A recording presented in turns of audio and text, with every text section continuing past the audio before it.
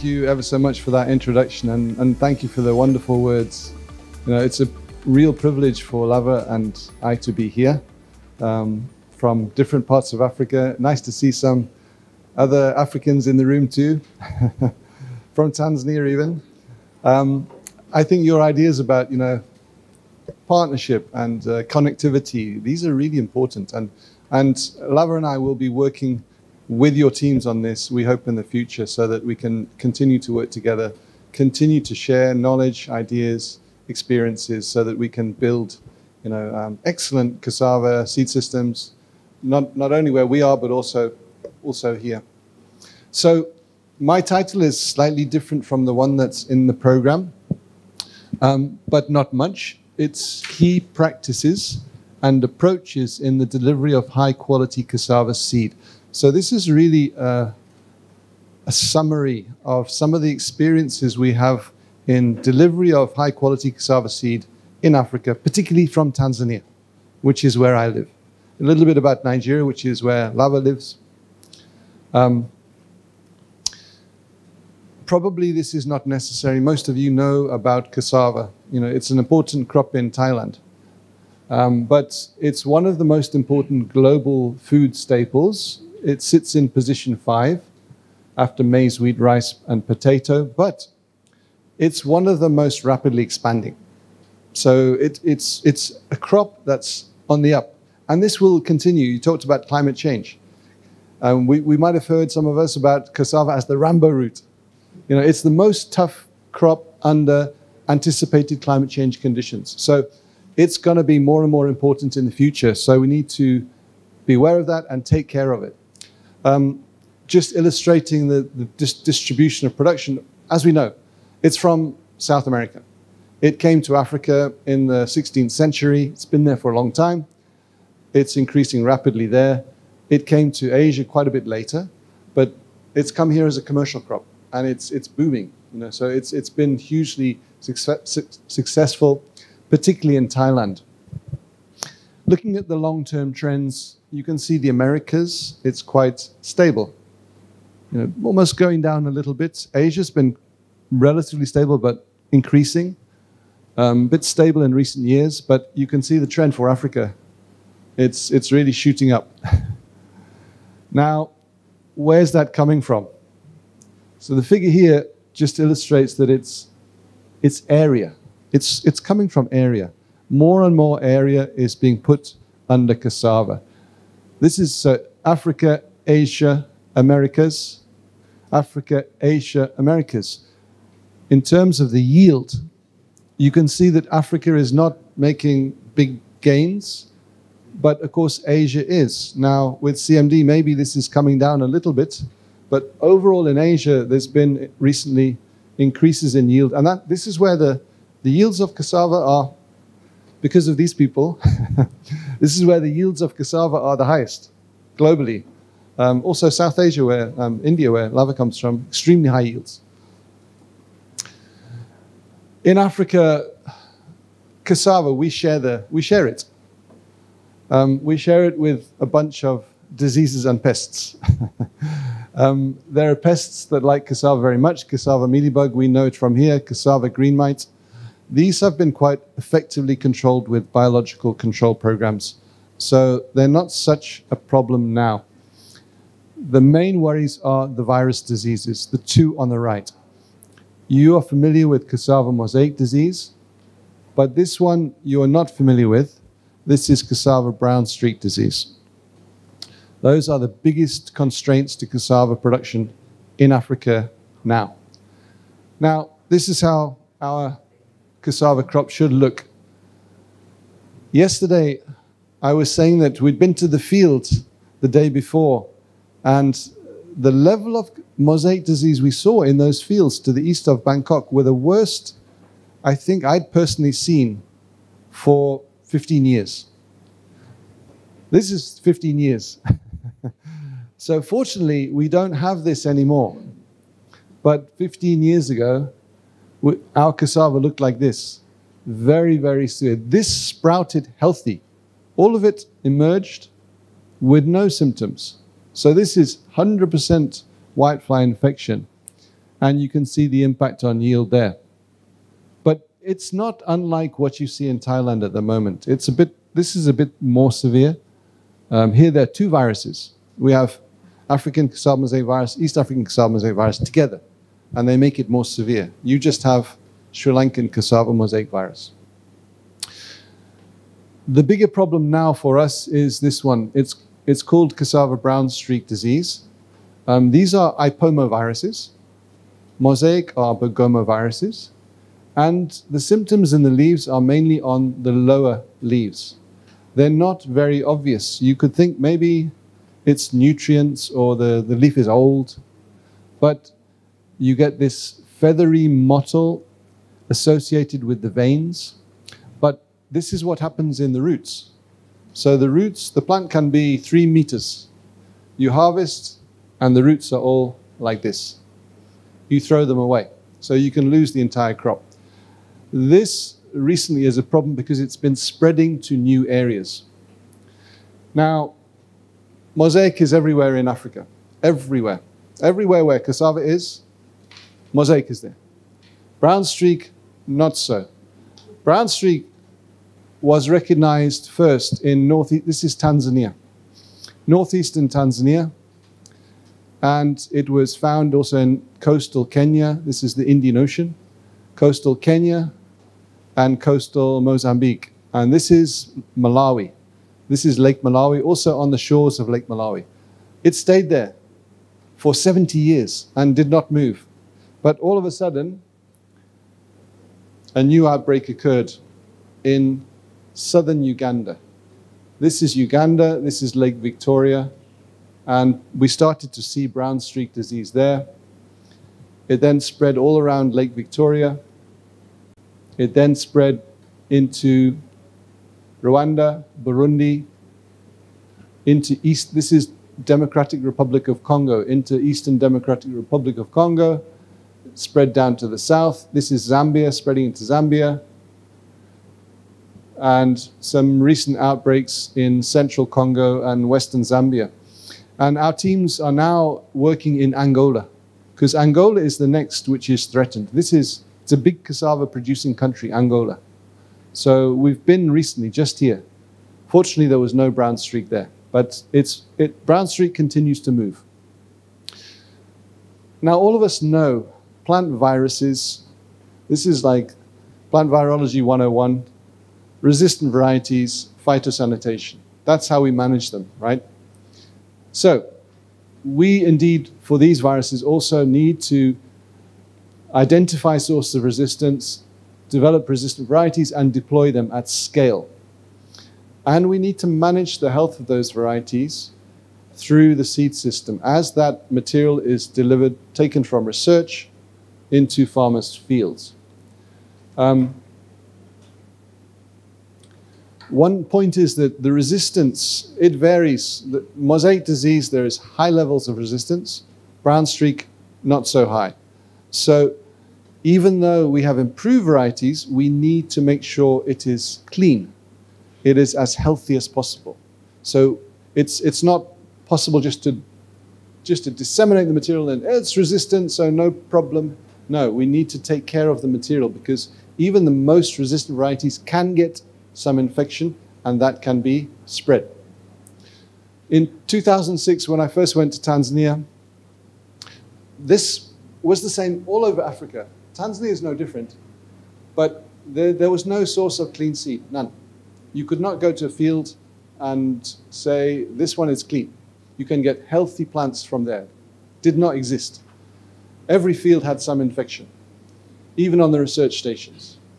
And there were only tolerant varieties available. So that was the baseline for our work. What we have done since then, we've worked for 17 years to try and build a system to tackle virus diseases and to deliver resistant varieties in a healthy condition to as many farmers as possible. And we've succeeded. We have a system in place now, which I think is working very well. And we're now scaling that system to other countries. Nigeria, they've done a similar thing. So we think we've had some excellent success, which can provide a useful model for other countries, also affected by these virus diseases. So this is my presentation. 10 key features of a seed delivery system. Once I've shown this, the content of my talk is done. But I will continue talking because I'll then go into more detail. I'll explain a little bit about each of the points. But these are the 10 messages that I think are the most important part of this talk. Most of it is obvious, but it's not obvious to do. It's obvious to think, but actually to practice, it's a lot of hard work. Right? So here they are. Varieties. Simple, resistant varieties. That sounds simple, right? It's a lot of hard work. As Chalampal can tell you, it's hard work, long days in the field to develop resistant varieties. And there's now increasingly technical aspects, understanding the genetics, using molecular markers, doing genome-based sequencing work. So it's hard work, but that's the first component. We need resistant varieties, which have the right quality characteristics and meet farmers' needs. We need a system. What is the system to get that resistant material into farmers' fields? Now, seems quite simple, but it's not. And so there's a lot of important aspects in designing that system, which is appropriate for the country where you are working. When you have a system and you have good varieties, you need high-quality starter material. So you need virus-indexed, virus-free germplasm to begin with. You then need methods for rapid propagation. Because at the top of the system, you have a small quantity of material which you need to propagate, multiply as fast as possible. If you cannot multiply it fast, then the whole system will go slow. So this can be critical in determining the speed of delivery, the efficiency of the system. You need a system for managing the quality of the material through the system, from top to bottom, from breeder to farmer. How do you maintain the quality? You need a decentralized system for managing quality, for inspection, for certification of seed. How can you make sure that even when it gets down to the villages, the rural areas, the quality is still being maintained? You need to make use of new technology, digital tools, both for disease diagnostics, but also for managing the seed system, managing the quality management processes, and helping seed producers to market their seed. For us, we need a network of farmers. We have hundreds of thousands of cassava farmers in Tanzania, many millions in Africa. And we're calling on some of them to take up seed production as a business. Because we think if they do it as a business, they will keep doing it because they make some money. If they don't do it as a business, if we give them money and say multiply stems, finish, then everything stops there. But if they build small businesses, then they keep going. This year, next year, the next year. The best way to support networks of seed entrepreneurs is through groups, farmer associations. So we've worked a lot on putting together the seed entrepreneurs so that they can work more effectively together. And then finally, commercialization. If there's no business in the system, if roots are not sold, if roots are not processed, if high-quality products are not produced, high-quality flour, starch, glucose syrup, etc., there will be no money coming into the system. It'll be a non-commercial system. And if it's a non-commercial system, there'll be no commercial seed system. There'll be no money to draw high-quality seed through the system. So that is also very important. This is where currently we're a bit weak. We have project funding in Africa, but we need to move to a situation where, because the system is fully commercial, it pays for itself. So that's effectively the end of my talk. But I'm going to continue now to give a little bit more detail. Okay, but not too much more, just a few mainly visual images of how it works. So, resistance for CMD, I'm not a breeder. I'm not going to describe the details of the breeding process, but there are different sources of resistance. There are monogenic, there are multigenic. These have been combined, and it's been possible to generate resistant varieties to cassava mosaic begoma viruses, which have very high levels of resistance. So this material it's taken from Burundi. It all started healthy, and these ones have remained healthy, and this susceptible Czech has become severely diseased. So this is a typical example of many, many resistant lines which are available, some of which have come to Thailand. Right? So this resistance for CMD, the breeding program has been highly successful. I mean, there are hundreds of CMD-resistant lines with different kinds of qualities. More recently, brown streak has been the main problem, so we've had to focus more on brown streak. And this has been less successful, but also, some good progress has been made. It's harder to get resistance to brown streak virus. These are IPOMA viruses. And yeah, they're more complex. They express symptoms in the leaves, in the stem, in the flowers, and in the roots. So to get resistance to all of that is more difficult. But there are several varieties which have recently been released by the Tanzania Agricultural Research Institute, which is the national research system in Tanzania. And they call their new varieties Taricas. And one of the most popular at the moment is this one called Taricas 4. These are doing extremely well. High yields, good dry matter, good quality characteristics, and they're being taken up very widely by farmers. So moving on to the system.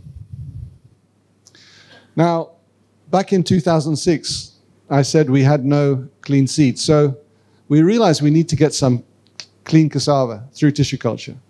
So we got some through tissue culture. We did some virus testing, virus indexing, multiplied some tissue culture material, hardened it off in the greenhouse, and we thought, well, to keep it clean, it needs to go to high altitude where the whiteflies will not find it. It's too cold for whiteflies. So we went to a high altitude place called the Usambara Mountains. It's in northeastern Tanzania. Here's our cassava, here's some forest, and here's some tea. But you can see it's quite rocky, it's very slopey. After a couple of seasons, we realized this is not going to work very well because the cassava plants were like this. They were already flowering. It was not suitable for cassava. It was very healthy. No virus disease at all, but also the cassava was not vigorous enough. So we went down the mountain and we found a site which was isolated. So a long way, it's an agricultural farm of the government, distant from farmers' fields. So no near source of disease. Isolation is very important for keeping material clean from virus disease. So this is the site. It's a place called Mwele, near to Muheze in northeastern Tanzania. And so we set up a site there. That was in 2012. And we started to think about, well, so how can we make a system? We start with tissue culture, then we have a multiplication site, and then what do we do next? So we developed a system. So this was the first system. Breeders, germplasm sources from research, goes into tissue culture, is cleaned up, and then is multiplied in the field. And we had two levels. We had a reception site and holding site. The first site, the material goes there, it's grown for one season, it's checked, any disease is removed, and then it moves to another site and it's cleaned again. So by the time it's come through here, it's super clean. And then it goes out to the regions where it's propagated in different regions of Tanzania. And this is now by the seed agency or private sector or big farmers. And so we also had the recognition that the seed certification agency must be involved in managing the quality. Because before that, they had not. They had not been looking at cassava. They'd been looking at maize and legumes and other crops, but not cassava. But we said they need to be looking at cassava because that's their job. And we now want to work with cassava as seed.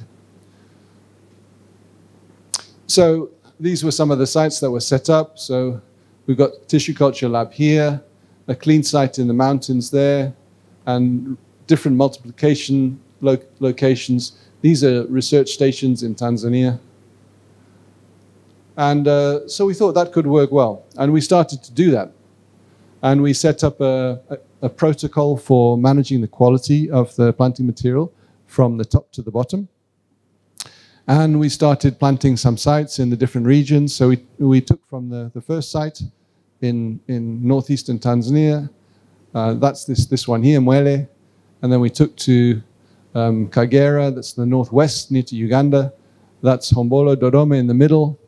And this is in the southeast, Mtwara. But all very nice and clean. You know, we were able to succeed in producing very healthy planting material.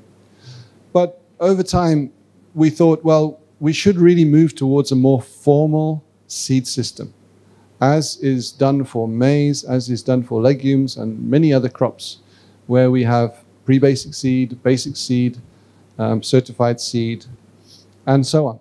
And this is what we have now. So this is the current system that's being applied in Tanzania. So we start with breeding material. It goes into research stations where it's produced under screenhouse conditions as pre-basic seed. It then goes to the field. These are big farmers, small number, large fields. Then it goes to certified seed. These are now slightly smaller farmers, more distributed. And then finally, quality declared seed.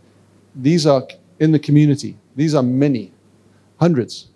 So this is the way it goes. And all of these are seed entrepreneurs. They're all businesses. They're making money from selling seed. It's not giving away. There's no giving away. They're selling what we consider to be high value products.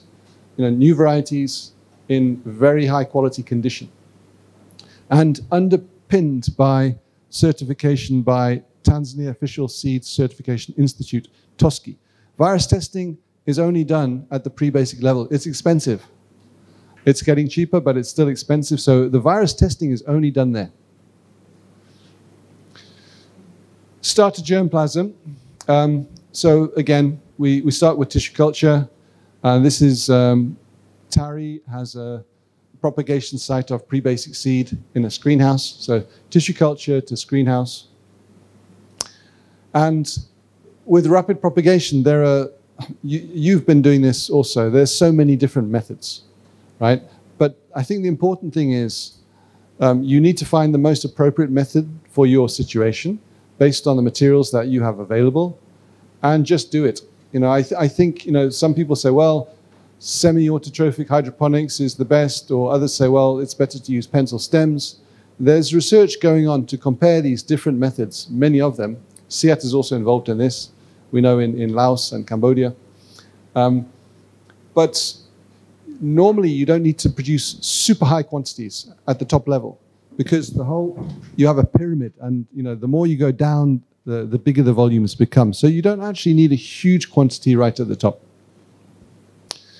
Now, defining quality standards was a significant challenge because when we first started, and as was the case in many countries in Africa, if you look at seed standards, if you go to seed certification organizations, they will say, oh, 0. The tolerance levels are 0. There should be no virus, no virus. And so from top to bottom, the levels were 0. There was 0 tolerance. Now we realize that since these fields will be planted in farming environments, there'll be some infection. It's impossible to keep them 100% clean. So we had to develop a practical set of guidelines where the tolerance levels are not 0. They're more than 0. So farmers can succeed.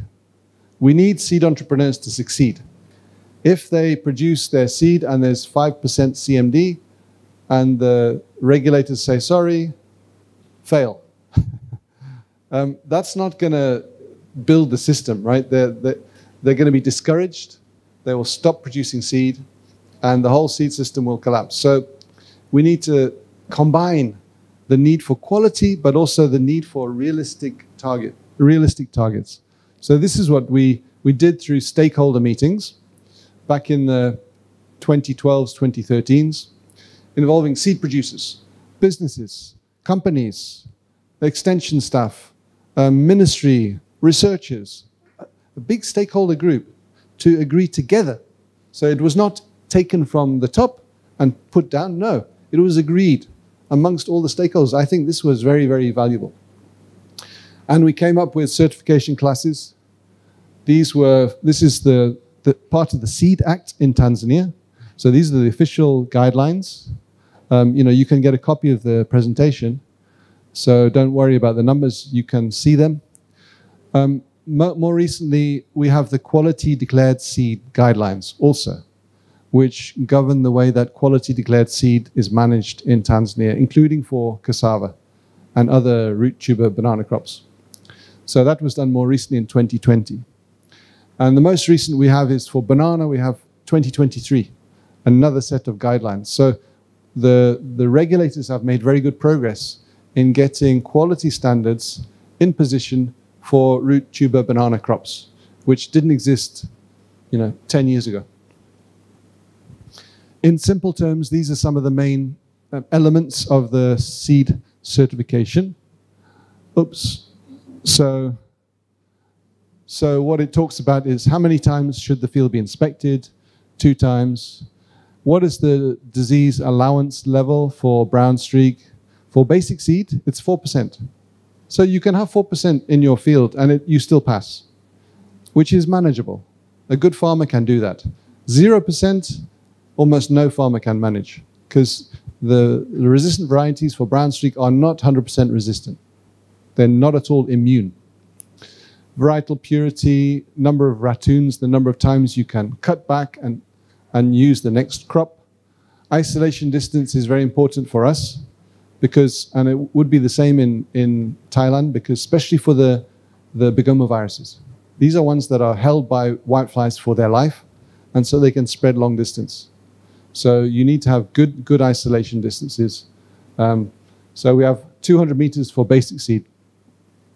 And virus testing is only done for pre-basic seed. Now, we don't just want to have quality management at the top. We want it to go all the way down, but that means we have hundreds of fields. So who's going to do that? Do the regulators, do they have enough people to inspect all those fields? So can we have a decentralized system for seed quality management, seed inspection? So here we've been working a lot with the seed regulators, Tanzania Official Seed Certification Institute, or TOSCI, headquarters in the middle of Tanzania in Morogoro. And we go there a lot, and we've worked with them to build up capacity for virus testing. So they have real-time PCR capability for brown streak testing. We've introduced LAMP. They have portable LAMP units. They have them available in all of the regions as well. And there's been training done on that.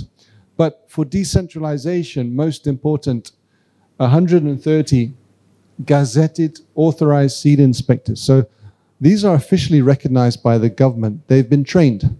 They're extension officers. They're not seed inspectors. They're in the Ministry of Agriculture. They're actually the Ministry of Local Government. They're not part of TOSCI, but they're trained to work on behalf of TOSCI to do seed inspections in the villages. And so this has also been very successful to allow us to get inspection for cheap, for less money, into all of the regions. Now, digital tools, these are very, very important in our system in Tanzania. And we have 2 main types that we're using. We're using one for identification of diseases. Now, this is important for seed inspectors. It helps them. It helps train new inspectors, because it essentially educates you on what symptoms are what disease.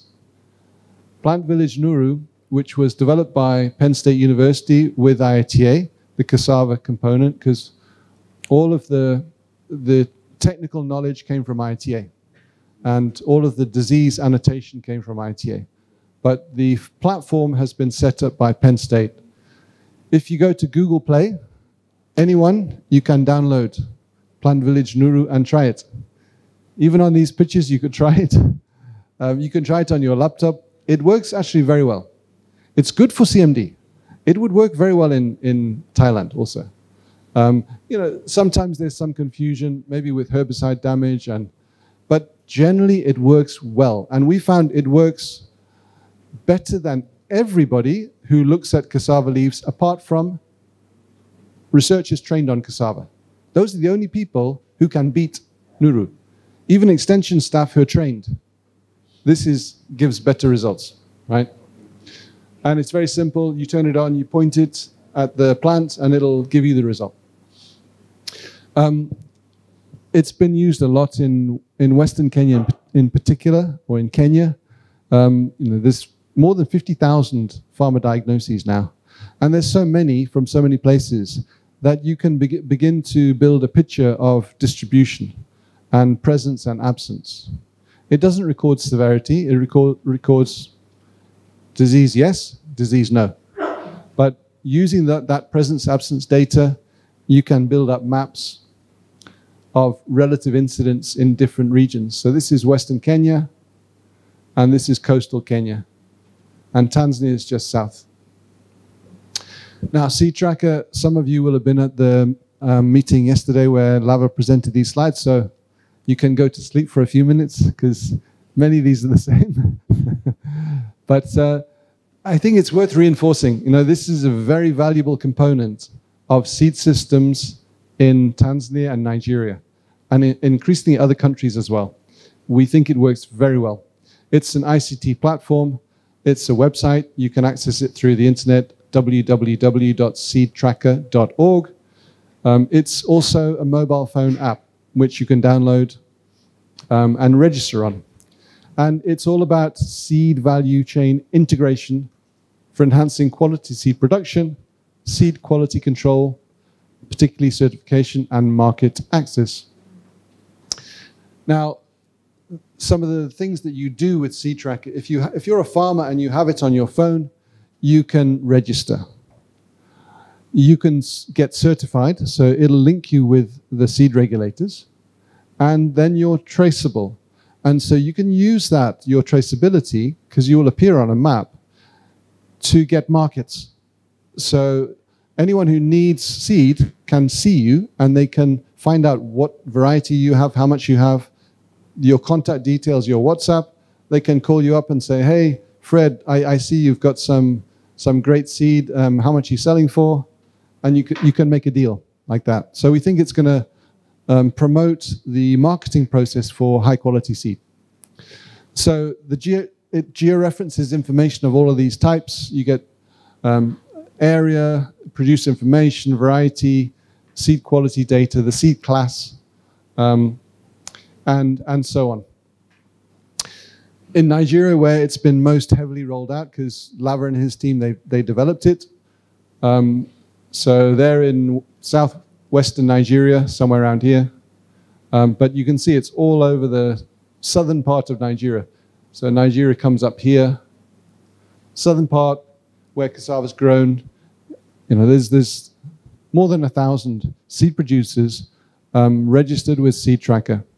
And each year, new ones are coming on stream. So this shows the fields that are registered. You can then generate maps with particular kinds of information. This is, I think, the class of seed. This is the year of production. You know, it's got great functions for generating data for reports, which would be very valuable for regulatory agencies or coordinating agencies. Similar thing. This is what you can see straight through the website. So if you went to the website now, you can get those maps. You can zoom in. When you zoom in, these are multiple sites. When you zoom in, you come to something like this, a little marker, That's a single field. And you click on the single field, and it's going to say, well, this is the field of Solomon's Integrated Farms, and it's in Elora, and that's the variety. It's 980505. And you can get information about the variety right there by clicking. It's foundation seed, that's when it was planted, and it's 10 hectares. Click here to buy. If you want to buy it, click there, and that'll connect you with the seller, and you can make a deal. Or you can talk to them on WhatsApp. Click there, it'll take you to WhatsApp.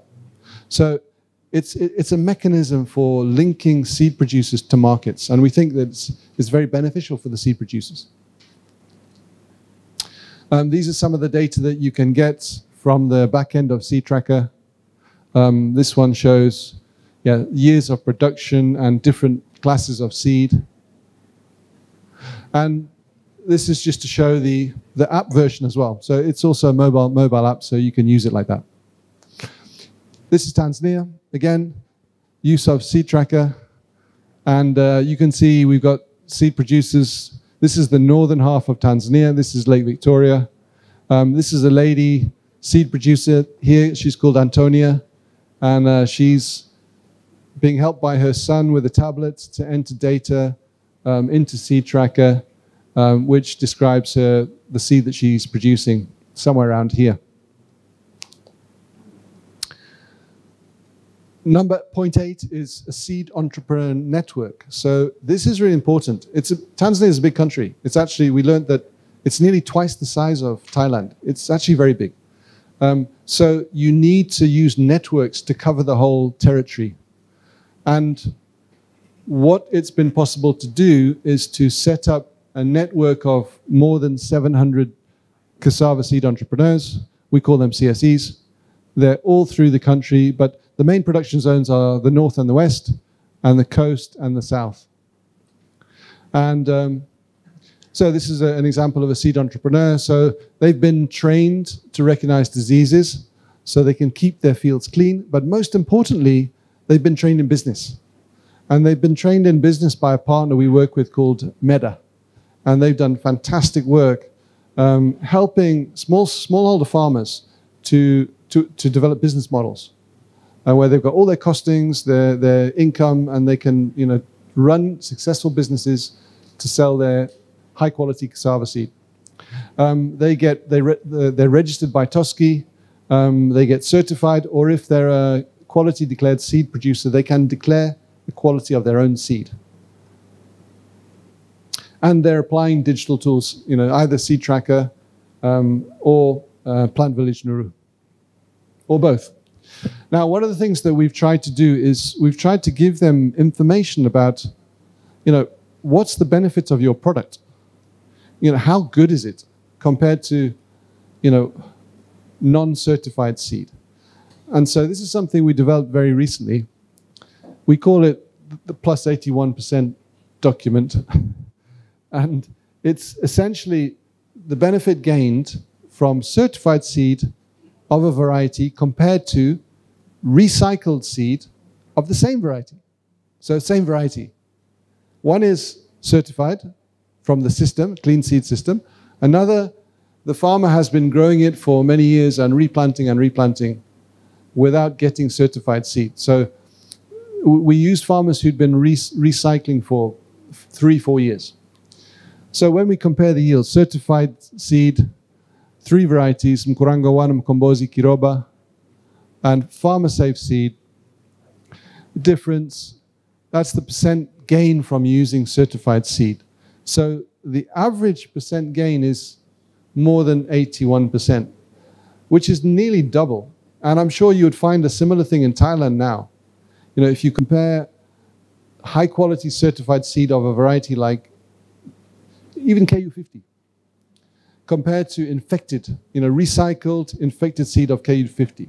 And that's very important for the seed producers to know, so they can sell their seed. It's like an advertising tactic. And these are some of the seed entrepreneurs. Many of them are smallholder farmers. So they're more than 700, but many of them are at the quality declared seed level. They're at the lower levels, but they're producing big quantities of seed, right? The ones at higher level, they produce less. So these are some of them. Some are companies, others are just individuals, but they're making a big impact in managing the disease, in generating incomes and improving their livelihoods. And so we think it's a really nice model. It's working very well. You know, it's still not perfect, and we're still trying to improve it, but I think it's going well. Now, farmer associations allow seed entrepreneurs to work together. And so we've been working with groups of farmers in the north of the country, in the east and in the south. These are voluntary, but they're very popular. So farmers have been joining them. They hear about, you know, the benefits that come from these groups. So they're joining. The associations coordinate activity at regional level. And most importantly, they help seed producers to access seed and to sell seed. So how can they source seed and how can they sell it? They provide support with microcredit, and they also link with the regulatory agency to help the seed producers to get their seed certified. Finally, commercialization. Now, this is something where we're not anywhere near as far as Thailand, right? But there are some investments. So, you know, we do have some factories where they're producing high quality cassava flour. And there's a lot of efforts that's going in now to setting up new investments in processing and providing, you know, more opportunities for sale of roots. But there's still a way to go. Of course, you know, this is taken from Tay Ninh in Vietnam. Here, you're way ahead. You know, you have hundreds of starch factories, which are highly commercialized. Now, this means you have a huge advantage. Commercialization is critical to this seed system, to a commercial seed system. If you have the off-takers, if you have processed products, industry, that's going to dramatically improve the opportunities for having a vibrant, commercially based seed system. So you're in a much better position than we are. We still have a lot of work to do on this, but you're already there. And this takes me to the last slide, which really reflects on where I came from and has some suggestions at the end on where we might differ, right? Africa and Thailand. So I thought that in many cases, the things are the same, right? The variety question, you know, we all need resistant varieties. We need a system, we need starter germplasm, we need rapid propagation methods, we need methods for quality management, decentralizing quality management, and we need to be applying digital tools. They may not be the same, we may not do these things in the same way, but we need to do all of these in Africa and also in Thailand. But then seed entrepreneur network, I think this would be something that would be quite different here, because ours is essentially a smallholder driven system. Yours is not. What you might consider in Thailand is having something like a seed business network, which could be a countrywide network combining. There are smallholder producers who could support in producing seed. Maybe in areas where there's not so much, there's not easy access to the factories. So combining smallholder seed entrepreneurs with cassava factory seed production units. So this is where the factories are involved in seed production themselves. The second one is farmer associations. So again, this is something that might not be relevant to you here in Thailand, but you could have something slightly different to promote coordination, something like a seed task force, which could develop a national cassava seed strategy to facilitate effective functioning of the seed value chain from breeding to seed delivery. Now, how's the whole process coordinated? That's really important. You know, because if you rely on everyone, if everyone's working independently, it's your connective issue, then things will not function effectively. But if you're all together and you have a coordinated plan, it's going to go much better. Commercialization. So for us, this is a big challenge, but for you, you don't need commercialization. You did that probably, I don't know, 30 years ago, a long time ago. When Cassava came, you already started commercializing, right? But you do need investment. And this needs to come from both public and private sector sources to restore the industry. So we had a discussion yesterday. And, as we went through the discussions of the day, it seemed like, well, actually the farmers in Thailand are not the real victims. Because a farmer, if the disease comes, the yield goes down, but the price goes up. So the farmer sells less, but still gets the same money because the price has gone up, right? The supply's gone down, price goes up. Or they switch to sugarcane. Let me leave cassava, let me try sugarcane. I get more money from sugarcane. But the victim is actually the processor, the person who needs those roots, right? It's the factories. So we thought that the major victims are the processors and the government of Thailand, because cassava starch as a $4.5 billion a year industry is a key component of the national economy. So this is where I think this investment element comes in. If the government working with the industry can invest in a stronger seed system, that's going to deliver better varieties to your farmers who will produce higher yields, that will make the roots cheaper so you can run your factories more efficiently and even boost production. That's going to be a wonderful solution. So with that word, I'd like to say thank you very much. And it's been a pleasure, as always, to be here. And we're happy to have any questions. We recognize all the partners in Tanzania. TARI, the Research Institute, National Research Institute we work with, TOSCI, the seed regulators, MEDA, the NGO that works with the Seed Entrepreneur Network, and the government of Tanzania. And for TTDI for hosting us the other day, and especially for Cassava for their incredible hospitality. It's a pleasure to be here. So thank you very much.